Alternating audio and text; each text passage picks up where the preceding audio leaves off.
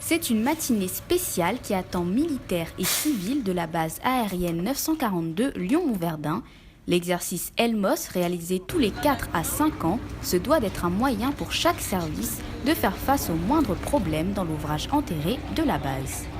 Les spécificités sont la capacité des services de secours, ceux qui sont installés sur la base, puis ceux qui sont appelés en renfort, à pouvoir le plus rapidement possible prendre en charge les victimes, les capacités de remontée d'informations et d'échange d'informations entre les différents services, les liaisons radio par exemple, entre les services militaires et les services du SDMIS, avec également les services du SAMU et les services de la préfecture.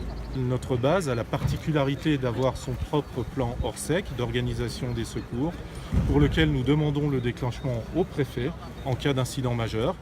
Toute l'année, nos pompiers s'entraînent à travailler en coopération avec les moyens du SDMIS 69. Donc on ne le fait pas uniquement lors de ces exercices Elmos qui sont là pour valider notre plan Orsec.